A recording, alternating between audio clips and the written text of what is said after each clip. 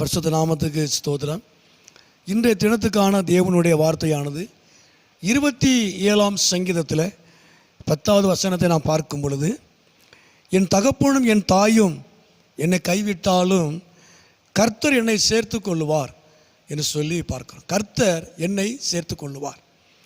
உண்மையாகவே இந்த நாட்களில் உலக ரீதியாக சொல்லப்படுகிற காரியங்கள், தாயும் தகப்பனும் எனக்கு தெய்வம் என்று சொல்வார்கள்.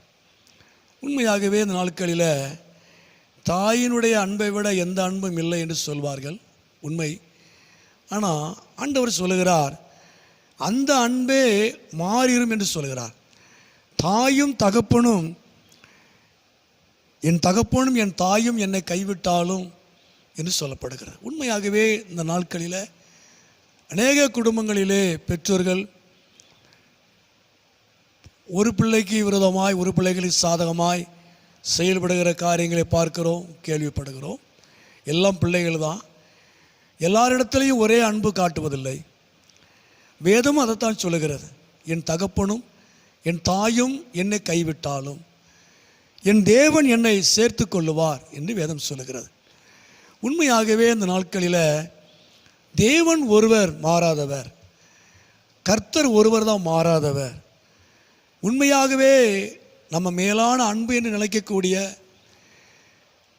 தெய்வம் என்று நினைக்கக்கூடிய நம்முடைய பெற்றோர்கள் கூட நம்மளை கைவிடலாம், நம்மளை ஒதுக்கி தள்ளலாம்.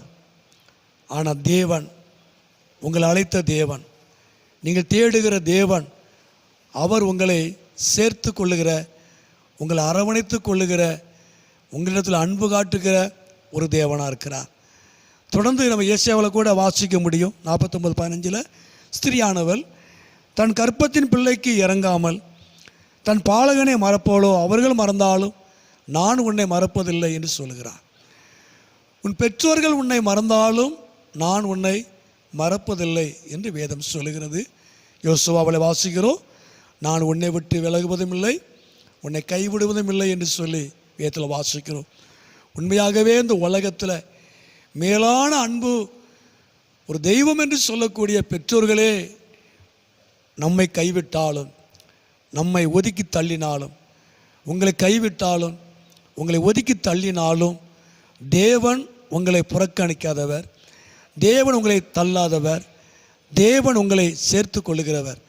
எல்லாம் மறந்து போனாலும் தேவன் மறக்காதவர். நான் உன்னை விட்டு விலகுவதும் இல்லை, உன்னை கைவிடுவதும் இல்லை என்று சொல்லி தேவன் உங்களுக்கு வாக்கு பண்ணுகிறார். உண்மையாகவே இந்த நாட்களில் கர்த்தர் உங்களை சேர்த்து கொள்ளுவார். இந்த பூமியில், இந்த உலகத்தில், இந்த சமுதாயத்தில், குடும்பத்தில் யார் தள்ளினாலும் தேவன் தள்ளாதவர். அவர் உங்களை சேர்த்து கொள்ளுகிறவர், அரவணைத்து கொள்ளுகிறவர். உண்மையாகவே ஆண்டவர் உங்களை நடத்துவார். உங்களை மறக்காத தேவன், உங்களை சேர்த்து கொள்ளுகிற தேவன், உங்களை கைவிடாத தேவன். தொடர்ந்து அவர் உங்களை நடத்துவார், அவர் நாமத்தை மகிமைப்படுத்துவார். ஜெபம். எங்களை அதிகமாக நேசிக்கிற நல்ல பிதாவே, அருமையான ஆண்டவரே, இந்த நேரத்துக்காக ஸ்தோத்திரம். ஆண்டவரே, என் தகப்பனும் என் தாயும் என்னை கைவிட்டாலும் என் கர்த்தர் என்னை சேர்த்து கொள்ளுவார், என் தேவன் என்னை சேர்த்து கொள்ளுவார் என்று சொல்லி நாங்கள் பார்க்கிறோம். உண்மையாகவே இந்த உலகத்தில், இந்த பூமியில், சமுதாயத்தில், குடும்பத்தில் எல்லாரும் தள்ளினாலும் நீர் எங்களை தள்ளாதவர், நீ சேர்த்து கொள்ளுகிற தேவன். இந்த சத்தத்தை கேட்டுக்கொண்டு அருமையான நம்முடைய பிள்ளைகளையும் குடும்பங்களையும் என் தேவன் ஆசீர்வதித்து உங்களுடைய நாமத்தை மகிமைப்படுத்தும். இயேசுவின் நாமத்தில் ஜெபிக்கிறோம் நல்ல பிதாவே. ஆமேன், ஆமேன்.